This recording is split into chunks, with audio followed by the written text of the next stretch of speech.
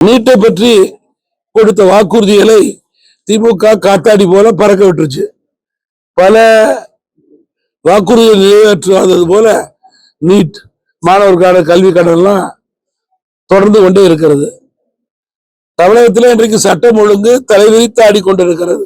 கொலை, கொள்ளை, திருட்டு, பாலியல், போதைப் பொருள், இதை கட்டுப்படுத்த முடியாத அரசாக இந்த அரசு செயல்பட்டு கொண்டிருப்பதால் மக்களை திசை திருப்ப நினைக்கிறது.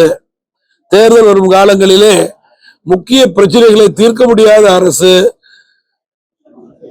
மக்கள் மனநிலையை மாற்ற நினைப்பதற்காக ஏற்கனவே இதுவரையிலே அதிகாரப்பூர்வமாக அறிவிக்காத தொகுதி மறுசீரமைப்புக்கு ஒரு கூட்டம், இன்றைக்கு நீட்டுக்காக ஒரு கூட்டம், இது பொதுமக்களையும் பெற்றோர்களையும் திசை திருப்பக்கூடிய கூட்டங்கள். தங்களுக்கு எதற்காக வாக்களிச்சாங்க, உங்களுக்கு எதுக்காக அதிகாரம் கொடுத்திருக்காங்க, அதிகாரத்தின் அடிப்படையிலே நீங்கள் செய்யக்கூடிய பணிகளை எந்த துறையிலும் முறையாக செய்யவில்லை. படிக்கின்ற மாணவருடைய ஆர்வத்தை குறைத்துக் கொண்டிருக்கிறீர்கள். இன்னைக்கு பர்சன்டேஜ் நீட்ல உயர்ந்து கொண்டே போறது. கிராமப்புற மாணவர்கள் கூட மற்ற மாநிலங்களுடைய மாணவர்களுக்கு சவால் விடும் வகையில தமிழகத்தில் செயல்பட்டு கொண்டிருக்கும் போது நீங்க படிக்கின்ற மாணவனுக்கு அவருடைய ஆர்வத்தை குறைக்கும் வகையிலேயே இது போன்ற கல்வியிலே அரசியலை புகுத்தினால் அது பெற்றோர்களும் மாணவர்களுக்கு ஏற்புடையதே அல்ல. இதனை திராவிட மாடல் அரசு மாற்றிக்கொள்ள வேண்டும். கல்வியிலே அரசியலை புகுற்ற வேண்டாம். இந்த அனைத்து கட்சி கூட்டமும் மக்களை திசை திருப்ப நாடகமே. தாங்கள் செய்ய முடியாததை மறைப்பதற்கு நாடகம். முழு பூசணிக்காயை சோற்றிலே மறைக்கவே முடியாது. இதுதான் உண்மை நிலை. ராகுல் காந்தி இன்னைக்கு ஒரு குற்றச்சாட்டு வச்சிருக்காரு. ஆர்எஸ்எஸோட அடுத்த குறிக்கோள் தேவாலயங்களோட சொத்துக்களை முடக்கிறதான்னு சொல்லியிருக்காரு. Very unfortunate. தொடர்ந்து குற்றச்சாட்டு வைத்து 500 எவ்வளோ லோக்சபா சீட்ஸ் 540 44 வாங்கினாங்க. அப்புறம் 54 60 வாங்கினாங்க. அப்புறம் 94 வாங்கியிருக்காங்க.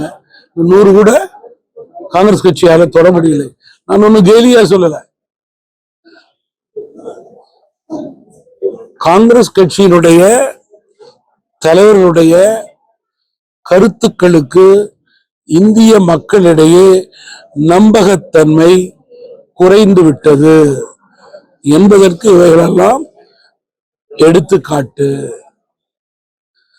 பிரித்தாளுவதுதான் நாட்டின் ஒற்றுமை என்றால் மக்கள் இன்றைக்கு எதிர்கட்சிகளை ஏற்றுக்கொள்வது கிடையாது.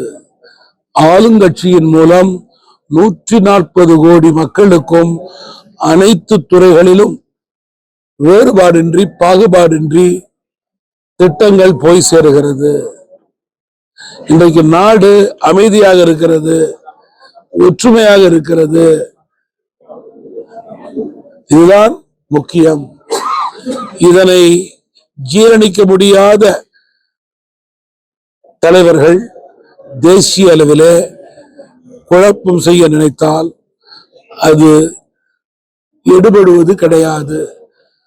3வது முறையும் நாடாளுமன்றத்திலே எடுபடவில்லை என்பதுதான் உண்மை நிலை.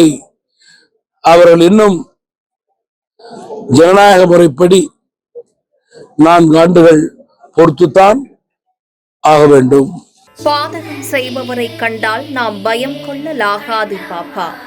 மோதி மிதித்து விடு பாப்பா, அவர் முகத்தில் உமிழ்ந்து விடு பாப்பா.